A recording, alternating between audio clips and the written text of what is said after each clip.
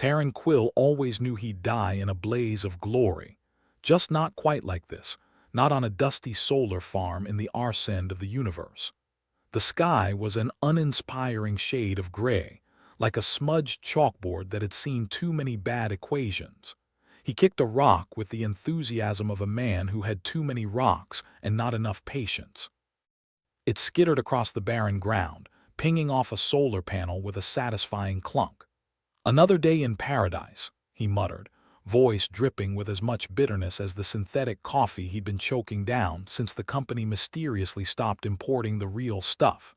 He flicked the weathered name tag pin to his work suit, the letters T. Quill barely visible through the grit. Terran was supposed to be an engineer fixing things. But lately, he felt more like a janitor, just sweeping problems under the rug until they tripped him up. He squinted at the vast array of solar panels stretching as far as the eye could see. A sea of reflective boredom if ever there was one. His comm crackled to life, a grating voice that could strip paint echoing in his ear. "Quill, you picking up the slack today or what?" "Morning to you too, Jess," Terran replied, rubbing his temples. "I'm doing what I usually do, trying not to die of boredom," Jess snorted. "Boredom's a luxury, mate. You checked the outputs on panel 42A yet?" "42A. That thing's been deader than my love life since last month's storm," Terran said, grabbing his toolkit and heading towards the panel in question. "Why bother? Orders from the top," Jess replied with a shrug he could practically hear. "You know how it is." Yeah, Terran muttered, more to himself than anyone else. "Can't have the boss coming down on me for not doing a job I wasn't supposed to do in the first place." He trod the well-worn path to 42A, eyes flicking over the panels, each one a testament to how the universe could make even the most advanced technology look like a kid's science project after a good dust storm. He reached the panel and crouched down, popping open the access hatch with a grunt. Inside, a tangle of wires and circuit boards greeted him with all the warmth of a nest of vipers. Terran pulled out a scanner, its screen lighting up with a sickly green glow. "Let's see what's cooking today," he murmured. As the scanner hummed, a red signal beeped urgently, a warning Terran had only seen in old training videos. The screen flashed unauthorized modification detected. "Well, shit," Terran said, eyes narrowing. "That's not supposed to happen." He leaned in closer, his breath fogging the scanner's screen. Whoever had mucked around with the panel wasn't just sloppy, they had the subtlety of a sledgehammer. Strange symbols and circuits he didn't recognize interwoven with the usual circuitry. "I don't remember signing up for a scavenger hunt," he quipped, snapping a picture and pocketing the scanner. Terran pushed back, rocking on his heels.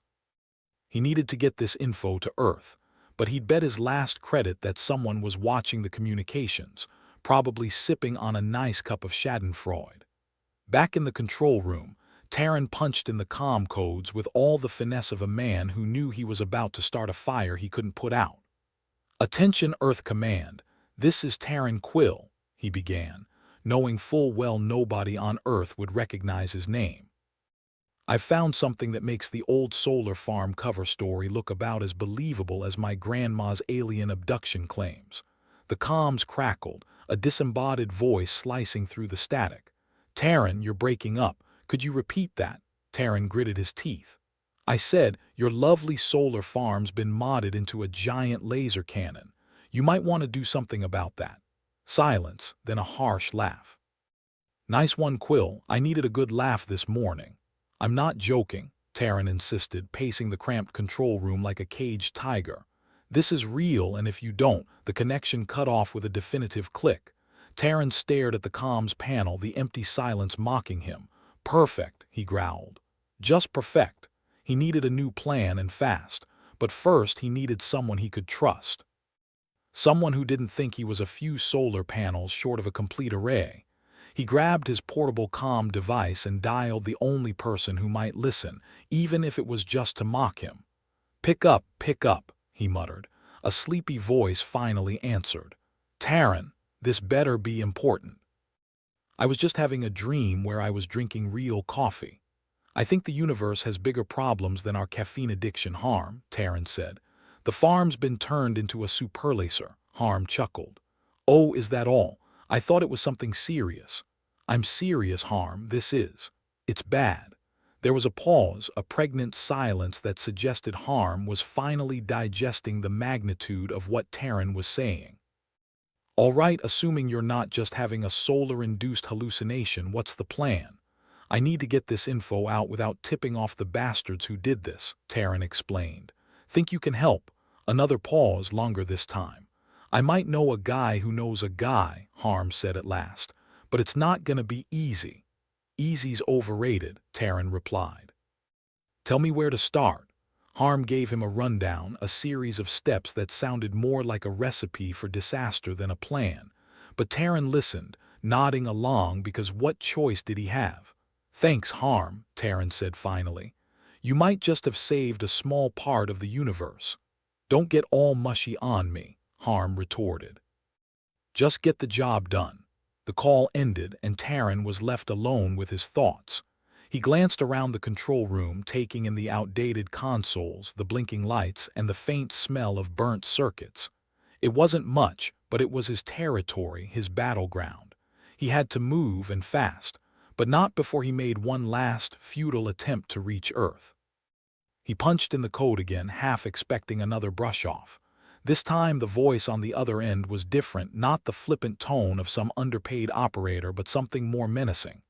Mr. Quill, it said, smooth as poisoned honey. We suggest you cease your communications. Terran's blood ran cold. And who exactly are we? Just concerned parties, the voice replied. Your meddling is inconvenient. Inconvenient, Terran echoed, heart pounding in his chest. You call turning a solar farm into a weapon inconvenient. Best not to poke the bear, Mr. Quill, the voice advised. You wouldn't want to end up on the wrong end of this little modification. The line went dead, leaving Terran to stew in a mixture of fear and anger. He was in deep, and those on the other side weren't going to make it easy. Terran stared at the comms panel, then out the window towards the horizon where the solar panels lay, silent and ominous. The irony wasn't lost on him. Here he was, out in the middle of nowhere, and he'd stumbled onto something bigger than any desert or galaxy. Well, universe, he said aloud, looks like you finally found a way to make life interesting. With one last look around, he set off, toolkit in hand, ready to dive headfirst into the chaos he hadn't asked for but was now neck-deep in. As he walked, the barren landscape stretched out before him, vast and unforgiving. Just another day in paradise, he muttered again, the words slightly less bitter this time. After all, if he was going to get buried in trouble, he might as well enjoy the view on the way down. Terran Quill had once believed that his skills as an engineer would lead him to grand inventions, maybe even a life-changing patent that would let him retire before his hairline receded completely. Instead, they landed him on a solar farm turned doomsday device. Life sure knew how to dish out cosmic jokes. He trudged across the barren plain with the sun glaring down like it was pissed off at something, probably the same thing that kept Terran from ever getting a decent tan. His toolkit swung at his side, a faithful companion in this adventure he never asked for. Turning a farm into a superlaser, he grumbled to himself. That's some next-level landscaping. The array of panels glittered ominously ahead. They had once seemed like innocuous pieces of tech, but now they were more like graves for any semblance of peace he'd once had. As far as Terran was concerned, they could all go to hell. A sentiment he suspected was shared by the universe's more malevolent residents. Approaching panel 42A again, Terran could feel the weight of unseen eyes tracking him. It was unnerving, like the universe had assigned a personal stalker to him. He half expected to find a neon sign blinking, "We see you, Quill," hanging above. He crouched beside the panel, tweaking circuits and yanking wires with the calm efficiency of a man delaying a nervous breakdown. His plan was simple: make this panel look like a malfunctioning toaster, something any self-respecting alien would overlook. He hesitated, fingers twitching over the wiring. "Just do it," he muttered, channeling the kind of inspirational quote you'd find on a motivational poster in some HR department.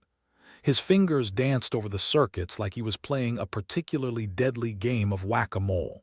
But before he could finish, his comm crackled. "Quill, you there?" Jess's voice cut in, sounding like static had taken an interest in having a conversation. "Yeah," Terran replied, not looking up from his work. "What's up?" "Picked up some weird chatter on the network," Jess said.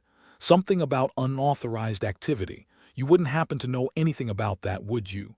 Terran snorted, a dry laugh escaping. "Why would I know?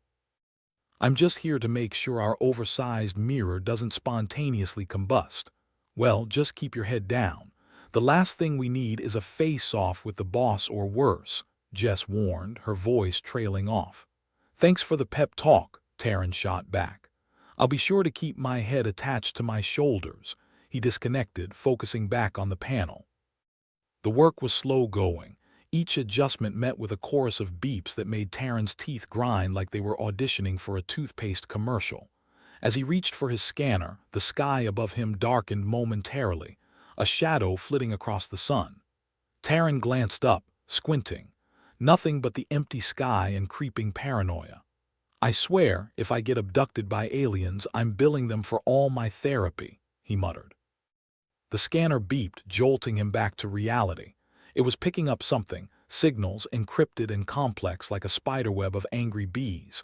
This wasn't just some techie prank, it was a full-blown operation. "All right, Universe," Terran sighed, pocketing the scanner.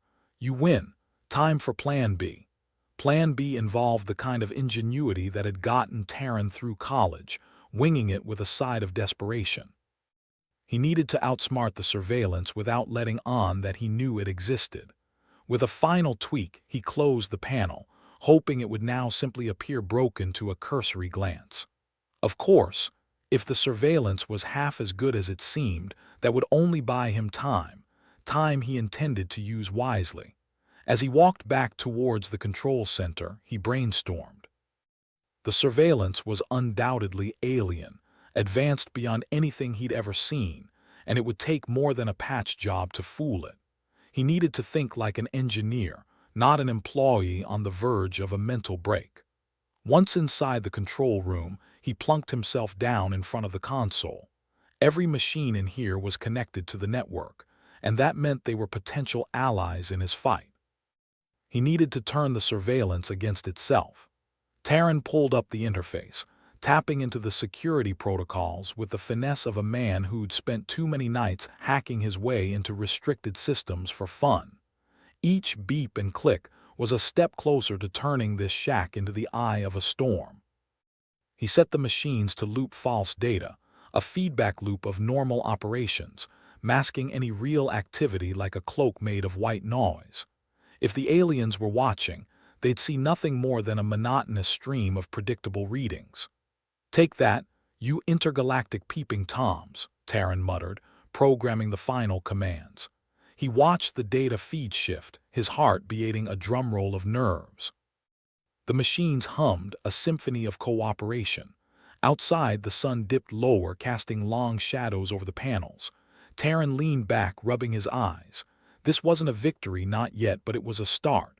His comm buzzed again, Jess's voice breaking the silence. "Quill, you alive over there?" "Define alive," Terran retorted, glancing at the data feed. "I've got us a bit of breathing room. Should keep the big bad wolf off our backs for a while." "Good," Jess replied, a hint of relief in her voice. "Just don't do anything stupid, all right?" "Me?" Terran feigned innocence. "When have I ever done anything stupid?" Jess just laughed, a short, sharp sound. "Every day since I met you." Terran grinned despite everything. "Touché. I'll try not to make it a habit." Hanging up, Terran stared at the console, the flickering lights a reminder of the storm lurking just beyond the horizon. He was in deeper than any engineer had a right to be, but if there was one thing he knew, it was that sometimes the only way to win was to play the game on your terms. With a grunt, he stood up, stretching the kinks from his back. There was more to do, always more to do. But for now, he'd earned a moment of quiet, maybe even a cup of that wretched synthetic coffee. As he walked to the decrepit excuse for a break room, he couldn't shake the feeling that he was being watched. Paranoia or reality, It added a thrill to what would have otherwise been another tedious day. He poured a mug of the sludgy brew, taking a sip with a grimace. "Cheers," he said to the empty room, raising his mug in a mock toast. "To surviving another day." Back at the console, Taran kept one eye on the data stream, the other on the door. He'd bought time, but time was a fickle currency, and he was living on borrowed credit. If the surveillance didn't catch on, someone else would, and when they did, he needed to be ready. Reclining in the rickety chair, he thought about the enormity of what lay ahead. The solar farm was no longer just a backdrop to his mundane existence. It was the stage for a confrontation that could spark something far bigger than he dared imagine. He closed his eyes, thinking about the panels, the conspiracy, and whatever spymaster was orchestrating this mess. "If you're listening," he said softly, "I'm not the hero type. But I'll be damned if I let you turn my home into a weapon." The room buzzed with the drone of machines, a lullaby of technology that lulled his mind towards sleep. But sleep was a luxury, and luxuries were for people who didn't have the weight of the universe pressing down on them. With a sigh, he sat up straight, staring at the screens. He could feel the battle lines being drawn, the pieces moving into place. It was a high-stakes game, and he was the unwitting player who'd stumbled onto the board. He took another sip of coffee, the bitterness reminding him that he was still very much alive. Alive and kicking against the odds and against the universe. If he was going to go down, he'd go down swinging, preferably with a sarcastic quip on his lips. "Bring it on," he whispered, more to himself than anyone else. "I've got nothing to lose, and maybe, just maybe, something to win." As the night closed in, Taran worked on, a man on a mission he never wanted but now couldn't escape. The panels lay silent outside, an alien menace cloaked in mundane machinery. But he wouldn't back down. Not now, not ever. In the end, all he had was his wits and a stubborn refusal to admit defeat. If that wasn't enough, then he'd improvise, adapt, and find a way to win, even if it killed him. Which, knowing his luck, it just might. The sun had dipped below the horizon, leaving the solar farm cloaked in the kind of darkness that only ever seemed to amplify the ominous hum of machinery. Taran Quill found himself standing amidst the sprawling mess of panels, their surfaces glinting dully under the work lights he'd strategically placed. If the universe had a contest for the most creatively desperate engineer, he'd be a shoe-in. "All right, panel 42A, let's see what you've got," Taran muttered, dragging over his makeshift toolkit. He'd managed to scrounge up components from the farm's abandoned projects, the kind that had been left to gather dust when the higher-ups decided the only thing more useless than a reliable energy source was the guy who maintained it. He began cobbling together a motley array of gadgets, each one designed to do something the original manufacturers would have probably disapproved of. First on the list was a signal scrambler made from spare circuit boards and the entrails of a decommissioned transmitter. If all went well, it'd throw any nosy alien surveillance into a tailspin of confusion. "Looks like a piece of junk," Taran remarked, holding up the finished product. "But then again, so do I." His calm crackled to life, Jess's voice cutting through the static. "Quill, please tell me you're not doing something idiotic again." "Define idiotic," Taran responded, plugging the scrambler into the panel. "If it works, I'm a genius. If it doesn't, well, I guess I'll be seeing how far I can chuck it before it explodes." Jess sighed, the kind that suggested she'd known Taran long enough to expect nothing less than chaos. The alien chatters increased. "They're suspecting something." "Good," Taran replied, a grin spreading across his face. "Let 'em suspect. Keeps them on their toes." Jess hesitated, her voice taking on a more serious tone. "Be careful, Quill. These aren't just your run-of-the-mill nosy neighbors." "No worries, Jess. I've got a few tricks up my sleeve. And if that fails, I'll resort to my natural talent of running like hell."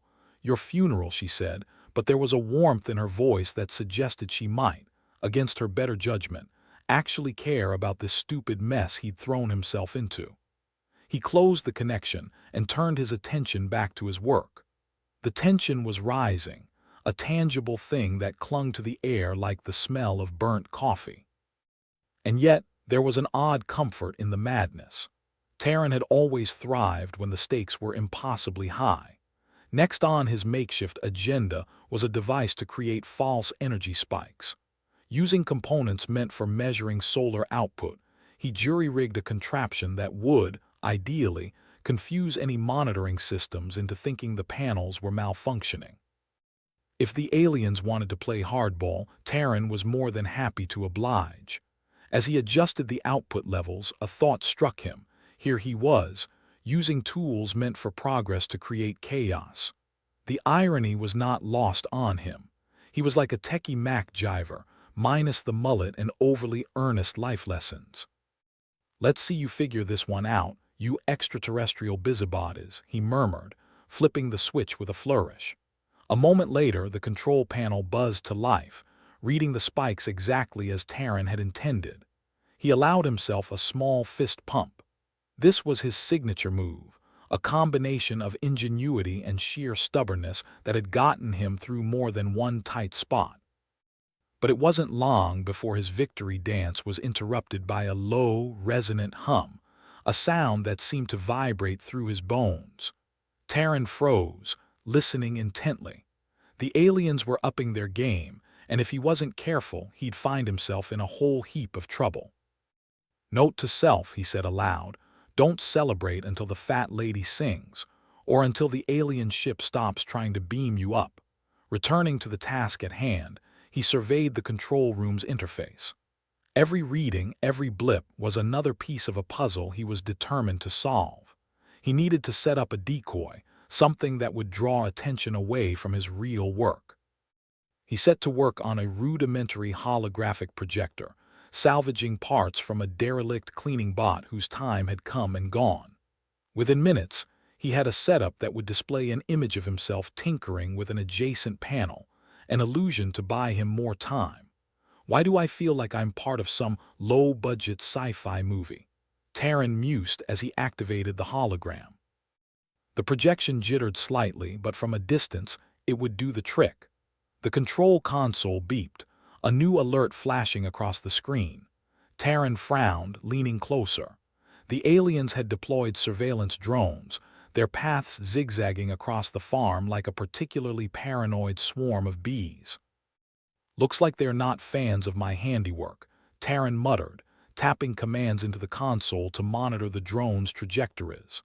The drones moved with precision, their sensors sweeping the area for any sign of tampering or unauthorized activity.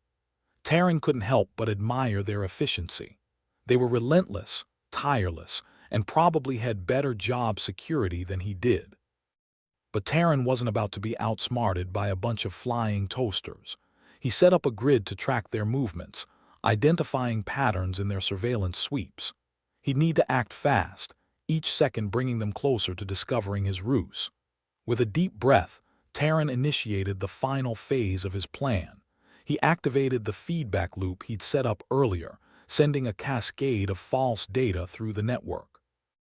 It was risky, a move that could either save his skin or land him in a whole universe of trouble. The drones hesitated, their paths faltering as they encountered the unexpected interference. Terran watched, fingers crossed as they veered off course, their sensors struggling to make sense of the conflicting signals. "Take that, RoboCop," he said triumphantly, watching as the drones retreated to recalibrate. For now, he'd bought himself a little more breathing room, but he knew it wouldn't last. His comm buzzed again, Jess's voice sounding more tense than before. "Terran, what did you do?" "The whole network's lit up like a Christmas tree." "Just a little fireworks show," Terran replied, not bothering to hide his satisfaction. "Thought I'd give our alien friends something to talk about." "You're insane," Jess said, but there was a hint of admiration in her voice. "You realize they're going to ramp up security now," Terran shrugged, even though she couldn't see it. "Let them. Keeps things interesting. Just don't get yourself killed," Jess said, the concern in her words clear. "Don't worry," Terran replied with a confidence he didn't entirely feel. "I've got a plan." He ended the call, his mind racing. The stakes were higher than ever, and any wrong move could tip the balance against him. But if there was one thing that defined Terran Quill, it was his refusal to back down, no matter how impossible the odds. In the solitude of the control room, surrounded by the muted glow of screens and the constant hum of machinery, Terran felt a strange calm settle over him. The battle was far from over, but he'd faced adversity before and come out on top. With renewed determination, he set to work on his next project. If the aliens thought they could outmaneuver him, they were in for a surprise. Terran had an ace up his sleeve, a wild card that he was itching to play. He started assembling a signal amplifier, using components from the farm's outdated communication array. If he could boost the signal enough, he might be able to send a message out, a warning, a plea for help, or maybe just a middle finger to whoever was behind this mess. As he worked, Terran couldn't help but let his thoughts wander. Maybe he'd end up as just another footnote in the annals of interstellar conflict. Or maybe, just maybe, he'd managed to turn the tide in his favor. "Here's to hoping," he said, tightening the last screw on the amplifier. He took a step back, admiring his handiwork.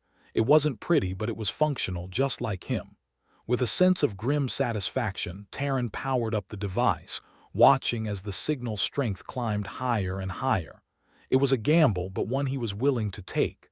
The universe might have stacked the deck against him, but he was still in the game. As the signal reached its peak, Terran took a deep breath and hit send. Whatever happened next, he'd face it head-on, armed with nothing more than his wits and a stubborn refusal to quit. The night wore on, the solar farm a silent battlefield of shadows and secrets, but Terran Quill wasn't about to back down. Not now, not ever. "Bring it on," he muttered, echoing his earlier challenge to the universe. "I'm ready for whatever you've got," and with that he dove back into his work, a smile playing on his lips. The game was far from over, and Terran was determined to come out on top, no matter the cost. Terran Quill stood back from his makeshift signal amplifier, a grim smile tugging at the corners of his mouth. He'd done it again, taken the universe's lousy hand and turned it into a big middle finger to whoever was watching. But before he could bask in his cleverness, the air around him buzzed with a different energy, one that wasn't of his making. The comm device on his belt vibrated violently, Jess's voice bursting through like a fire alarm. "Terran, I'm picking up some serious heat signatures heading your way." "What the hell did you stir up?" "Just the usual," Terran replied with a shrug, even though Jess couldn't see him. "Aliens, drones, and a healthy dose of impending doom. Seriously, you need to get out of there," Jess insisted. "They're not going to roll out the welcome mat." "Well, that's disappointing," Terran quipped, already moving towards the exit of the control room. "I was hoping for tea and biscuits." His feet pounded against the metal floor, each step echoing through the empty corridors of the solar farm. The place was a ghost town, a monument to human ambition abandoned in the face of alien indifference. The panels were all that remained, monolithic slabs of technology soaking up sunlight and criticism in equal measure. Terran skidded around a corner, his mind racing. The drones were persistent little bastards, and it wouldn't be long before they cornered him. He needed a new plan, a better plan. Something that didn't involve becoming a human piñata for alien tech. He ducked into a maintenance bay, heart pounding. The smell of oil and burnt circuitry wafted around him, a strangely comforting scent that reminded him of simpler times. Times when his biggest worry was a faulty circuit board, not extraterrestrial incursion. His eyes scanned the room, desperate for inspiration. And then he saw it, a maintenance hatch, half hidden behind a stack of unused solar panels. It was an old model, a relic from the facility's formative days, back when the human race thought they could harness the power of the stars without inviting interstellar scrutiny. "Ah, the classics," Terran muttered, crossing the room in quick strides. He pried open the hatch with the practiced ease of someone who'd broken into more than their fair share of restricted areas. The tunnel beyond was narrow, barely wide enough to accommodate a full-grown adult, which, coincidentally, was exactly Terran's size. He squirmed his way inside, the harsh metal scraping against his jumpsuit as he pulled the hatch shut behind him. In the dim light, Terran could see the tunnel stretching out before him like the throat of some great beast. It was cramped, uncomfortable, and probably rife with tetanus. But it was also his ticket out of there. He crawled through the passage, his mind churning with possibilities. He needed a new angle, something the aliens wouldn't see coming. Something that would buy him enough time to get his message out, loud and clear. As he moved, his hand brushed against something on the wall, a panel, hidden beneath layers of dust and neglect. Curious, Terran wiped the grime away, revealing a control interface of human design. Well, well, well, he mused, a grin spreading across his face despite the dust in his lungs. What do we have here? The panel flickered to life, casting a pale glow across Terran's face. Diagrams and schematics danced before his eyes, and his heart skipped a beat. This was it, the hidden subsystem, a relic of human ingenuity that had been forgotten by everyone except the facility's skeleton crew. The interface hummed with potential, the kind of power that could turn the tables in his favor. Terran's fingers flew over the keys, pulling up information and specifications that made his head spin. This wasn't just a solar farm. It was a fortress, a last line of defense against whatever the universe decided to throw at them. He scanned the diagrams, searching for anything that might give him an edge. And then he saw it, an energy spike generator, buried deep within the farm's infrastructure. It was meant to be a failsafe, a final gasp of defiance in the face of overwhelming odds. Just what the doctor ordered, Terran muttered, a plan forming in his mind. If he could tap into that power, he might just be able to throw the aliens off his trail long enough to make a difference. The interface beeped insistently, a reminder that time was short. He couldn't afford to dawdle, not with the drones closing in. With a few deft keystrokes, he initiated the sequence, setting the generator to overload. Terran could almost taste the tension in the air as he worked, the kind of high-stakes gamble that had kept him alive for so long. If it worked, he'd be a hero. If not, he'd be a cautionary tale. The generator roared to life, the energy building to a crescendo that shook the walls around him. Terran felt the vibrations in his bones, a visceral reminder of the power he was playing with. "Hope you like surprises," he said, as much to himself as to the aliens who were surely watching. "Because this one's a doozy." The energy spike surged through the farm, sending the drones into a frantic scramble as their sensors struggled to cope with the overload. Terran watched the chaos unfold on the control panel, a sense of satisfaction bubbling up inside him. For a moment, he allowed himself to savor the victory, but only for a moment. There was still work to be done, and he couldn't afford to let his guard down. He hauled himself back through the tunnel, the path lit by the glow of his comm device. Jess's voice crackled through the speaker, a lifeline in the darkness. "Terran, what the hell is going on out there? I'm seeing energy readings off the charts." "Just a little fireworks show," he replied, his voice tinged with amusement. "Thought I'd give our alien friends something to think about." "You're going to get yourself killed one of these days," Jess said, but there was a hint of admiration in her words. "Maybe," Terran conceded, "but not today." The tunnel opened up into another maintenance bay, the familiar scent of oil and ozone filling his senses. He climbed out with a grunt, dusting himself off as he surveyed his surroundings. The room was cluttered with equipment and debris, the remnants of a once thriving facility. But amidst the chaos, Terran spotted something promising, a console, its screen flickering with data. He crossed the room in quick strides, eyes scanning the information displayed before him. It was a communications array, outdated but functional, and exactly what he needed to get his message out. "Looks like my luck's changing," Terran said, a grin spreading across his face as he powered up the system. The signal amplifier he'd built earlier hummed in response, the two devices syncing with a satisfying click. With deft movements, Terran keyed in his message, a broadcast that would reach far beyond the confines of the solar farm. It was a call for help, a warning and a defiant stand against the forces that threatened to overwhelm them. As the message transmitted, Terran felt a sense of accomplishment, the kind that came from defying the odds and winning, even if only for a moment. The universe might be a harsh and unforgiving place, but he wasn't ready to give up just yet. The console beeped, signaling the end of the transmission. Terran leaned back, a sigh of relief escaping his lips. It was done. For better or worse, his message was out there, a beacon in the dark. His comm buzzed again, Jess's voice breaking through the static. "Terran, did you just send out a distress signal?" "Sure did," he replied, a hint of pride in his voice. "Figured it was time to let the universe know we're not going down without a fight. There's going to be hell to pay for this," Jess warned, but there was admiration in her tone. "Let them come," Terran said with a shrug. "I've got more tricks up my sleeve." The night was far from over, the battle still raging on in a dance of shadows and light. But Terran Quill wasn't about to back down. He'd faced impossible odds before and come out on top, and he was determined to do it again.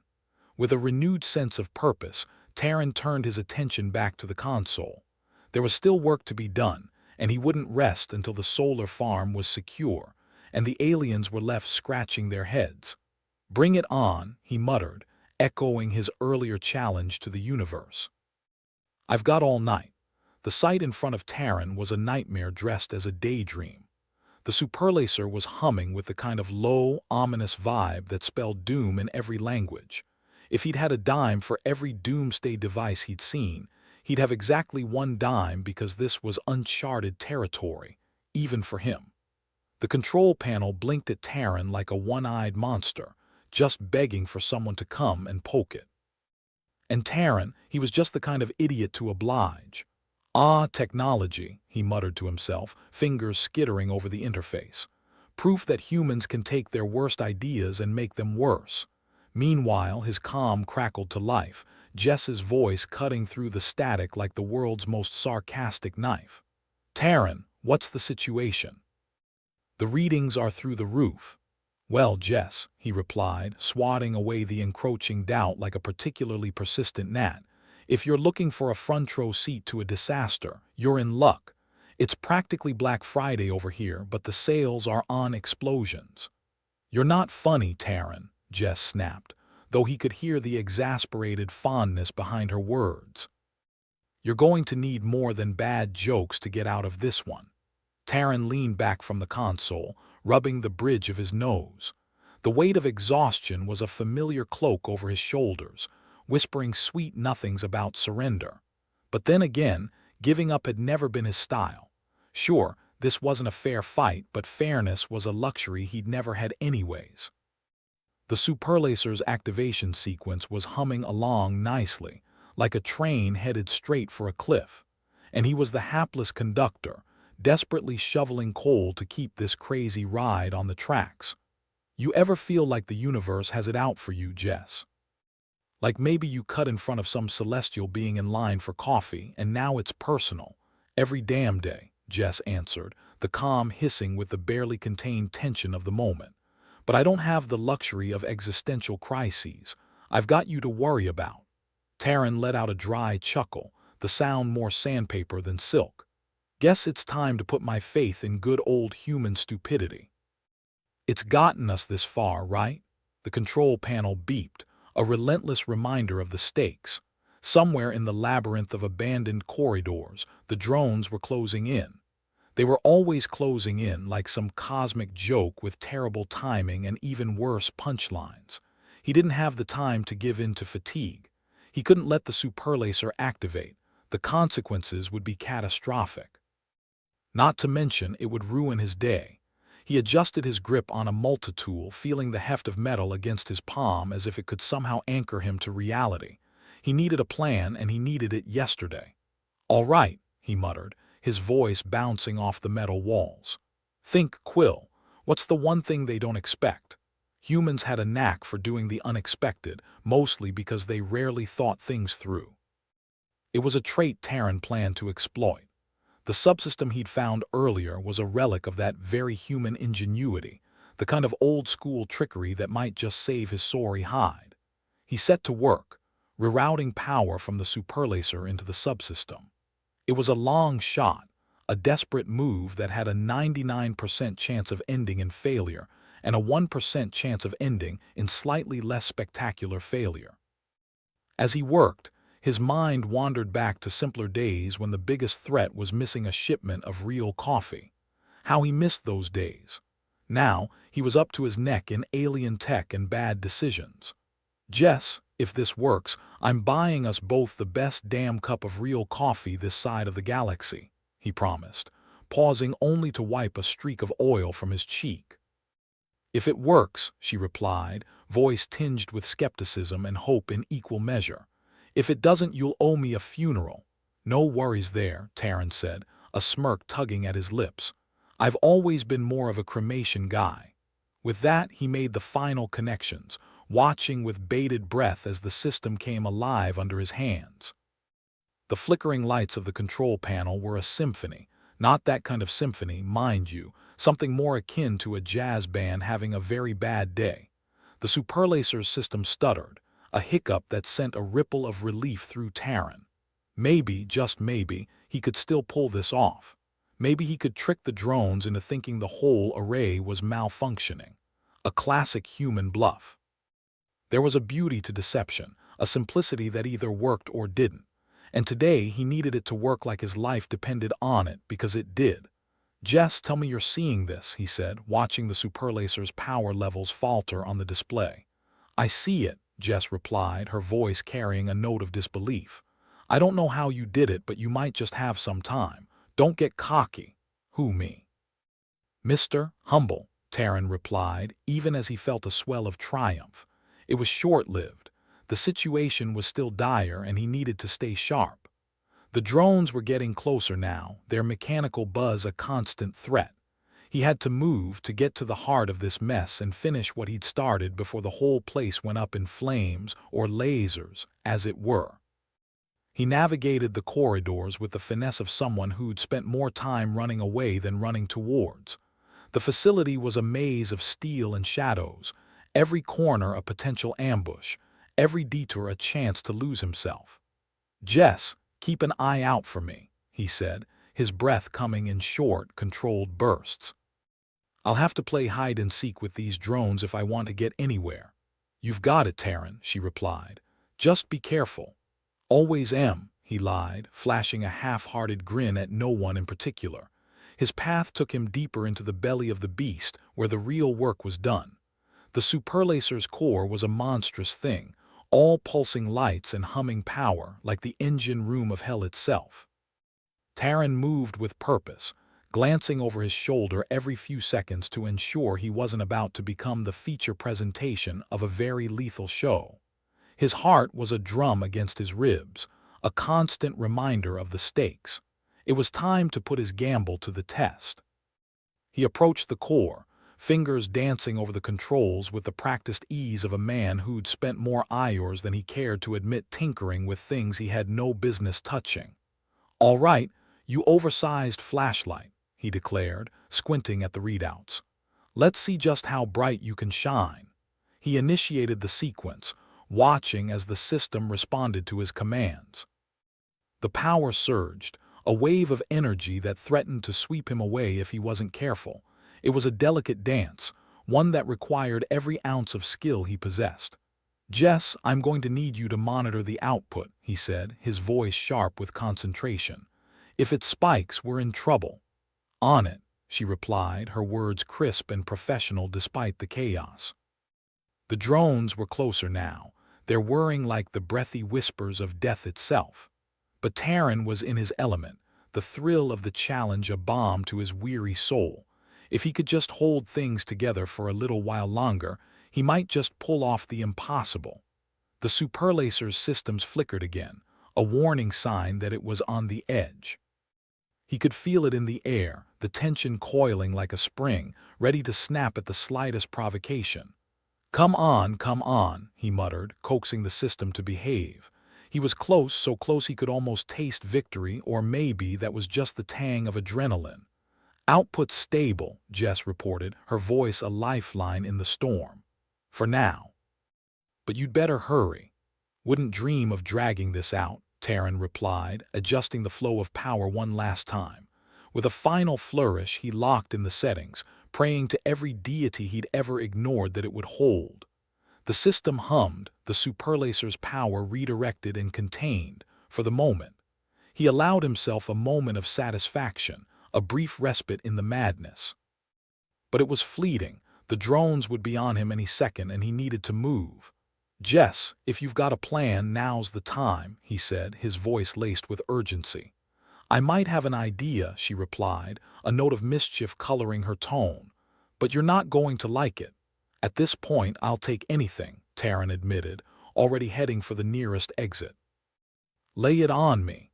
Remember that old ship parked in Bay C?" Jess asked, a question that carried the weight of an answer. "The one that's barely holding together with duct tape and dreams," Terran replied, a grin splitting his face. "You think it'll fly? Probably not," she conceded. "But it might just cause enough of a distraction for you to get out." "Sounds like a terrible idea," Terran said, an odd sense of excitement bubbling up inside him. "I love it."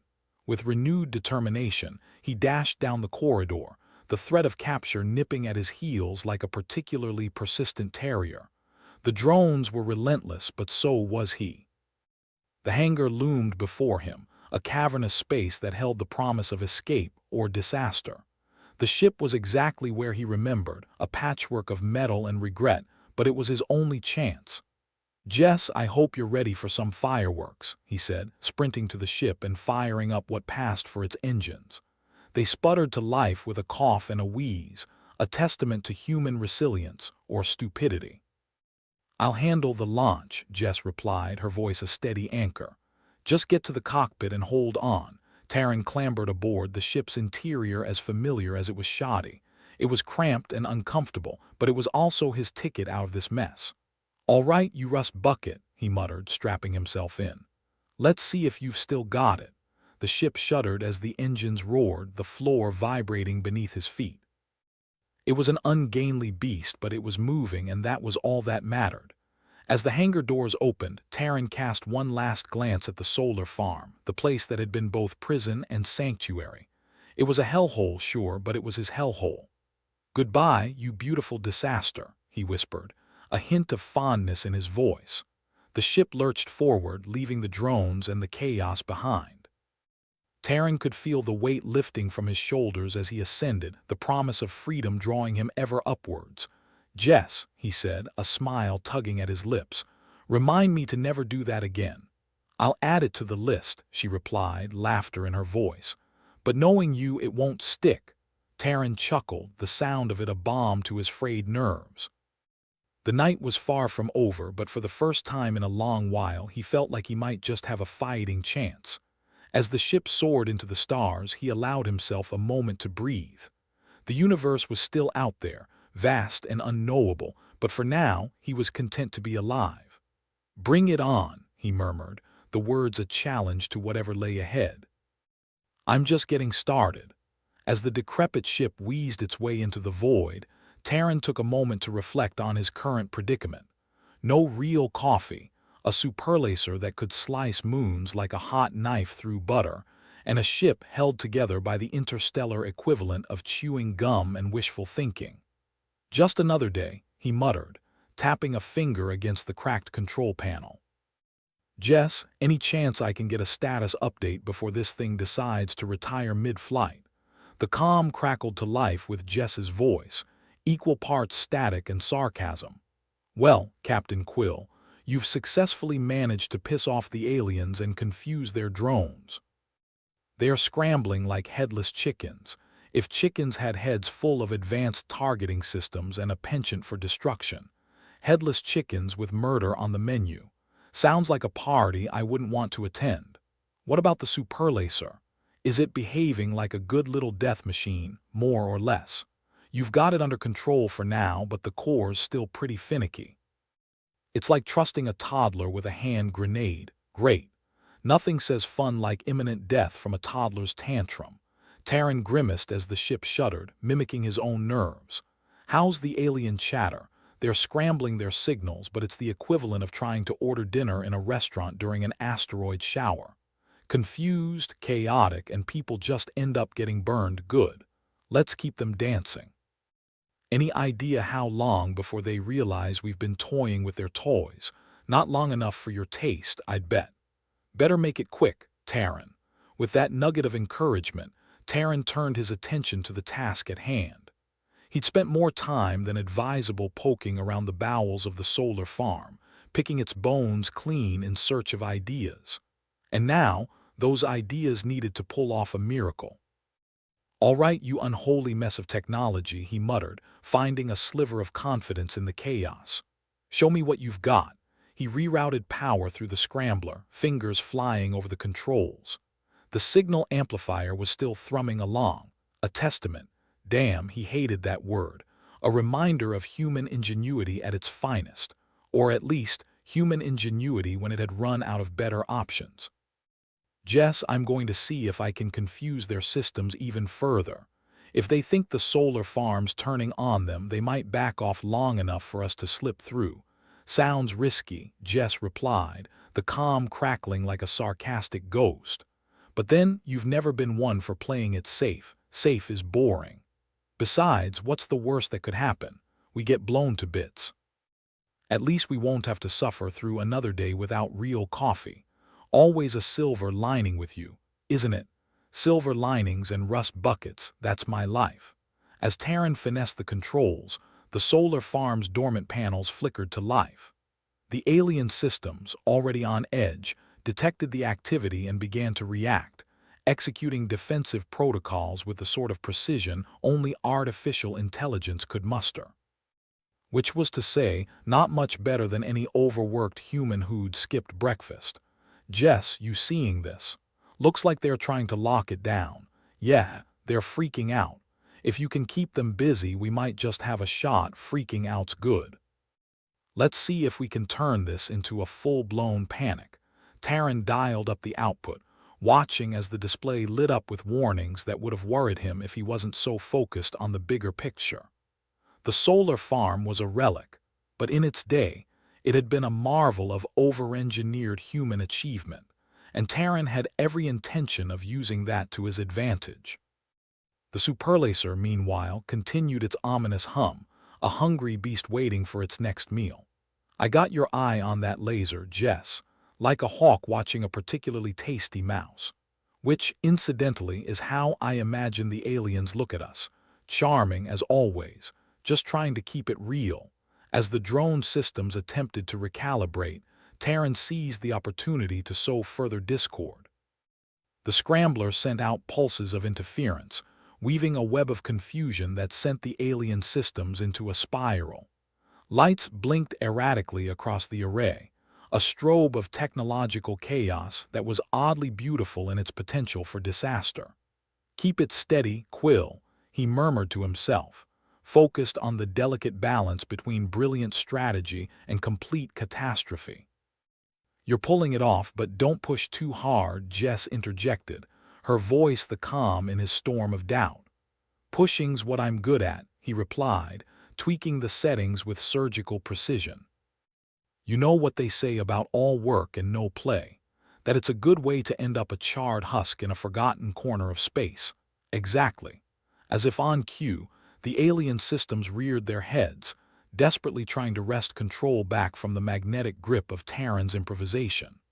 But Terran was already a step ahead, leveraging every quirky nuance of the human-designed tech to keep them on their toes, if they had toes.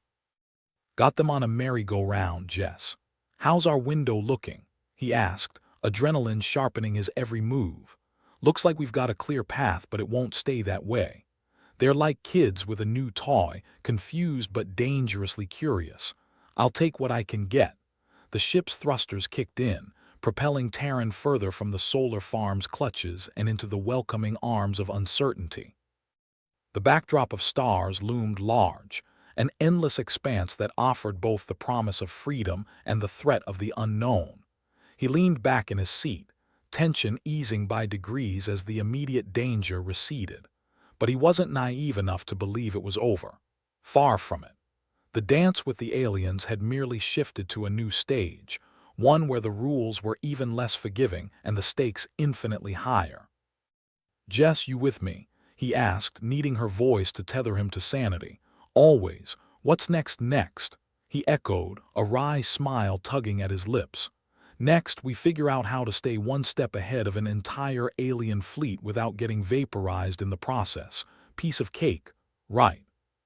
"Because that's exactly what this feels like." He chuckled, the sound mingling with the ship's groans and creaks, a duet of resilience in the face of overwhelming odds. And as he charted a course through the stars, Terran Quill couldn't help but marvel at the absurdity of it all.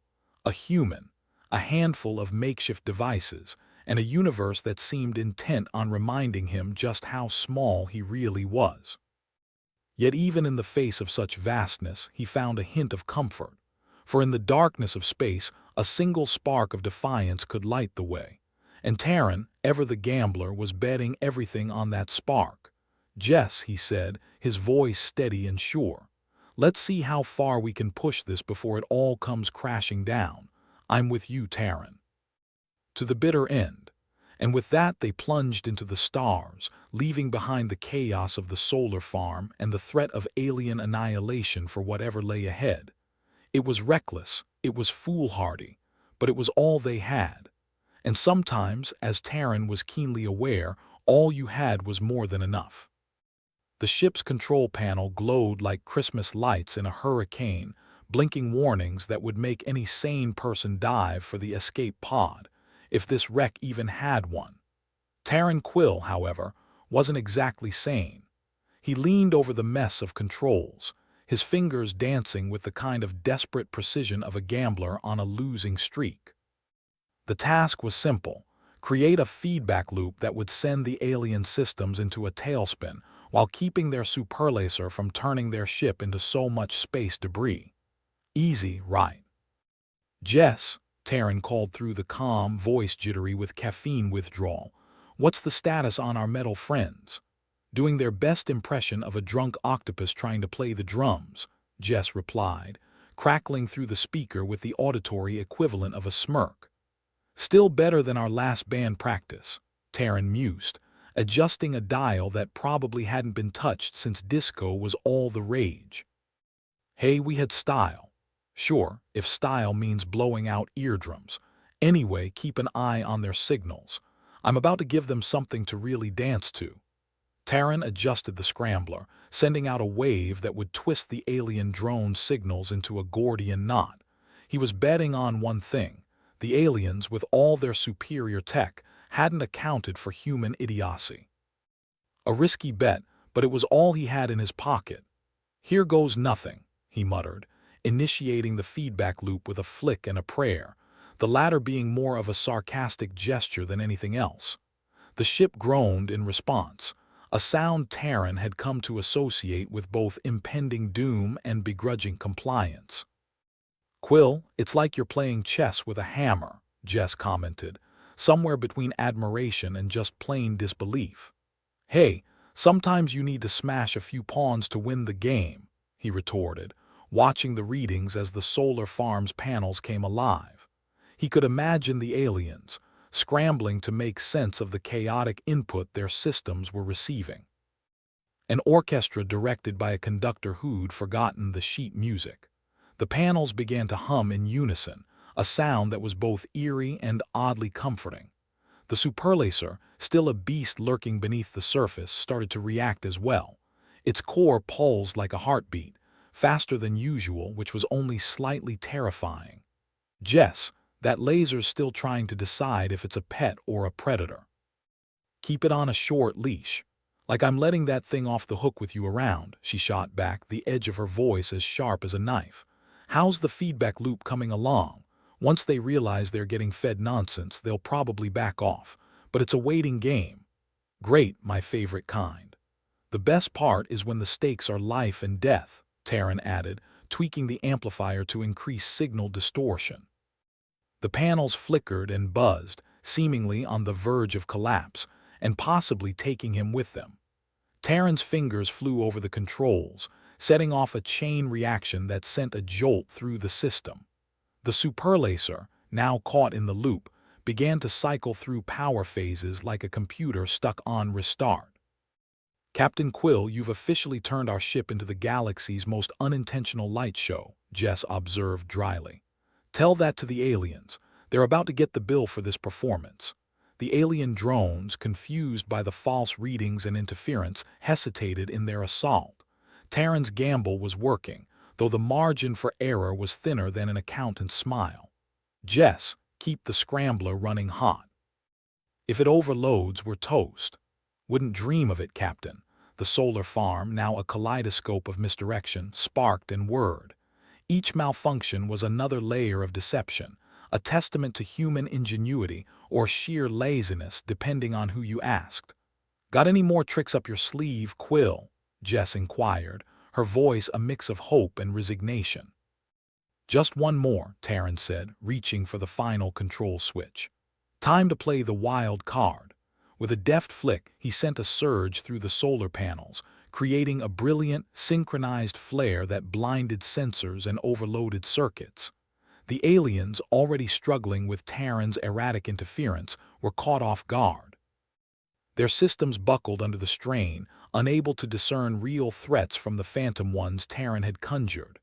Their feeds are going haywire, Jess reported, a note of triumph sneaking into her sarcasm. Looks like they're retreating to sort things out. Can't handle a little turbulence, huh? Terran grinned, allowing himself a moment of satisfaction. Guess they weren't ready for the Quill special. The superlaser, now momentarily placated, powered down to standby. A relieved silence settled over the ship, punctuated only by the hum of its aged systems. Jess, I think we just survived. By some miracle or cosmic joke, yeah, Jess agreed, the tension in her voice melting away. You sure know how to keep things interesting, Captain. Wouldn't want you to get bored up here, he replied, slumping back in his seat. Guess we saved the farm after all. For now, Jess added, ever the realist. But don't go thinking you're invincible, Terran. Never did, he replied, eyes drifting to the stars beyond. Just stubborn. As they drifted through the void, leaving chaos in their wake, Terran couldn't help but chuckle at the absurdity of it all. He might have been a small cog in a vast, indifferent machine, but he'd managed to jam it up in his own chaotic way. And that was something, at least. So, what's next? Jess asked, her voice pulling him back from his reverie.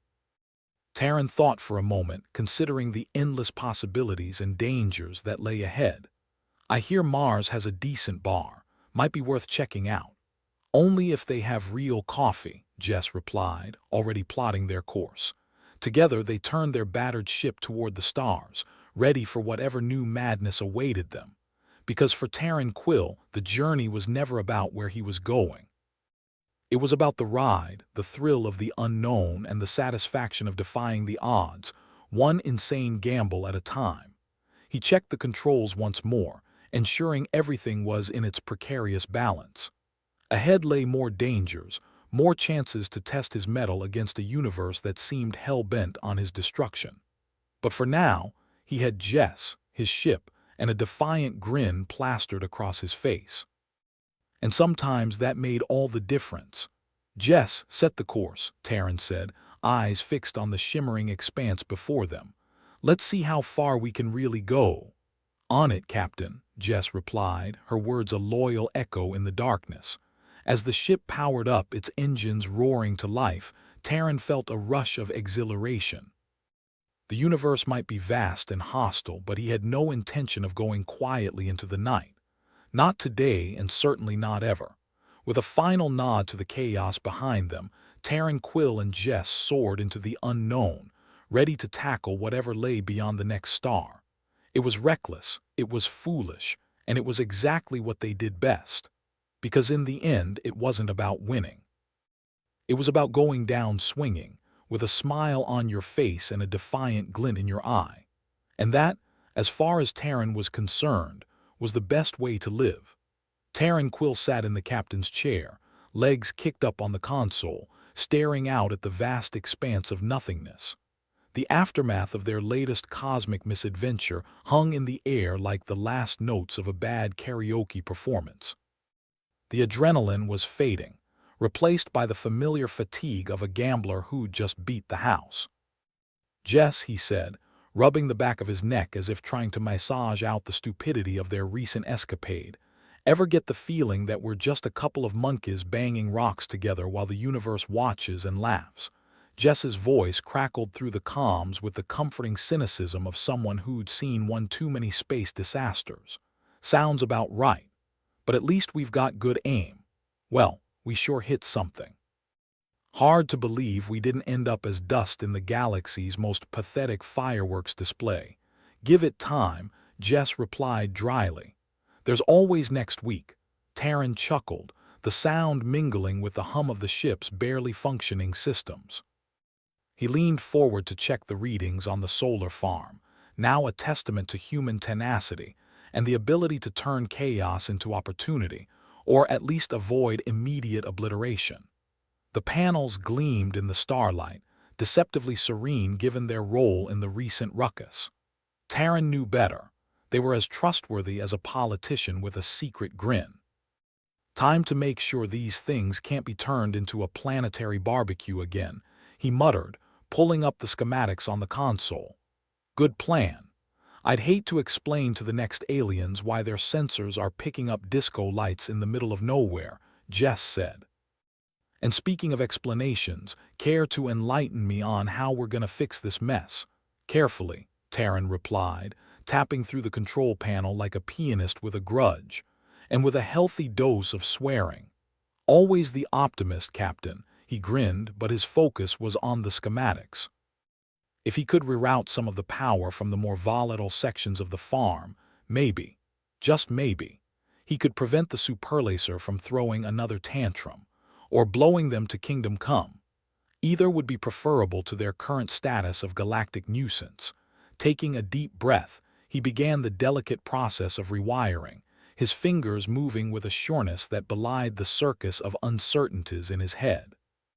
The task required the precision of a surgeon, or a desperate gambler trying to bluff his way out of a losing hand. "Jess, can you run a diagnostic on panel 42A? I need to make sure it's as dead as my dopamine levels before I start tinkering on it. But I charge extra for emotional support. I'll pay you in the enriching experience of not being vaporized." "Cheap bastard," Taryn chuckled again, a low, rough sound that filled the small cabin.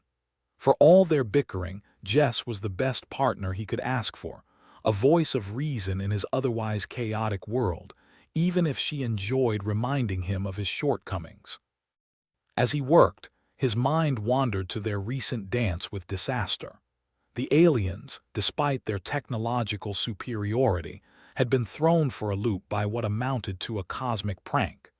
Taryn wasn't sure whether that was a testament to human ingenuity or just an indictment of the universe's sense of humor. He decided it was both. After all, who else would have turned an abandoned solar farm into their own personal rave? The thought brought a wry smile to his face. If nothing else, they had style. "Panel 42A is showing as inactive," Jess reported, breaking into his musings. "You're good to go, but if it starts sparking, duck," noted Taryn said, adjusting another dial with the care of a man defusing a bomb, which in a way he was. "If this works, the aliens will have to find another light show to crash, assuming they don't just send a bigger fleet next time," Jess pointed out. "Always a possibility. But if they do, we'll be ready." "Speaking of ready, any plans for after this? Or are we just gonna drift until the next disaster?" Taryn paused, considering the question. There was something comforting in the idea of just drifting, letting the universe spin around them. But he knew that wasn't realistic, not with the kind of trouble they attracted. "One thing at a time, Jess. Let's make sure we survive today before worrying about tomorrow." Solid advice. "I knew I kept you around for a reason." With a final tweak, Taryn connected the last wire, stepping back to admire, or at least assess, his handiwork. The solar farm systems hummed in a steady rhythm, a soothing sound that suggested temporary stability, temporary being the operative word. That should keep the superlaser from deciding it wants to play God again," Terran said, wiping his hands on his pants in a futile attempt to rid them of grease and grime. Let's hope so. I'm not keen on finding out how strong our shields aren't, me neither. As they sat in the quiet aftermath, Terran's thoughts drifted to the broader implications of their survival. It was easy to feel small in the face of the universe's vastness, but moments like these reminded him that even the smallest spark could disrupt the grandest plans. A comforting thought, if only because it meant they weren't completely at the mercy of fate. Feeling philosophical, Captain?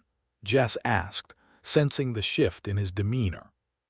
Just thinking about how nice it is to be underestimated, Terran replied, a hint of mischief in his voice. Keeps things interesting. I'll drink to that. Assuming we find a bar that still serves drinks, of course. Terran laughed, the sound echoing through the cabin. One crisis at a time, Jess. Although a drink does sound good right about now, I'll put it on the to-do list. Right after avoid getting blown up and find real coffee. Priorities, Terran agreed. The ship drifted through the void, silent but for the occasional creak of its aging hull. For a moment, peace settled over them, a rare commodity in their line of work and one to be savored while it lasted. Terran was about to suggest they plot a course for the nearest station when the comms crackled to life. A burst of static followed by a voice that was as unwelcome as it was unexpected. Captain Quill, the voice said, smooth and calculating, I trust this message finds you in good health. Terran's stomach twisted.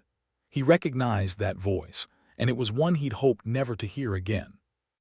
It belonged to a man whose favors were like black holes, easy to get into, impossible to escape. What do you want, Mercer? Terran asked, his tone ice-cold. Just a friendly check-in, Mercer replied, a smile evident even through the audio. Word has it you've been causing quite the stir in our little corner of the galaxy. Can't say I've missed your charming presence, Terran said. He glanced at Jess, who rolled her eyes but was already pulling up a trace on the signal. I'm sure you haven't, but business is business, and you've made some powerful people very curious enough to send you sniffing around. Consider it a professional courtesy. We have mutual interests. Funny, I don't remember signing up for your fan club. Mercer chuckled, a grating sound that made Terran's skin crawl. Oh, Terran, ever the comedian. But let's not pretend you're not interested in what I have to offer. Spit it out then, Terran said, impatience coloring his tone. I've got better things to do than dance around with you. Very well. I'll be brief. There's a storm brewing and your recent activities have drawn attention. The kind that could turn very inconvenient. I'm used to inconvenient. Comes with the territory, perhaps, but this is different. There are forces at play and I think you'll find it advantageous to be on the winning side. And I assume you're offering a ticket to that side. Smart as ever, Captain. I knew you'd catch on. Terran mulled over the offer, knowing full well that Mercer's deals were as perilous as a game of Russian roulette. But the mention of a storm, a real threat, gnawed at him. It wasn't just bravado, there was something lurking beyond the edge of known space. I'll think about it, Terran said, non-committal, of course. Just don't take too long. Opportunities have a way of slipping through one's fingers. With that, Mercer signed off, leaving an eerie silence that seemed to fill the entire ship. Well, that was ominous, Jess said, breaking the tension with her usual sarcasm. Mercer's like a bad penny, Terran grumbled. Always turning up at the worst possible time. Think we should take his warning seriously, probably. But let's not get ahead of ourselves. We've got enough on our plate without jumping at shadows. Still, might not hurt to be prepared. Agreed, Terran said, already considering the ramifications of Mercer's call. It seemed their little victory at the solar farm was just a prelude to a larger game, a game he hadn't anticipated being a part of.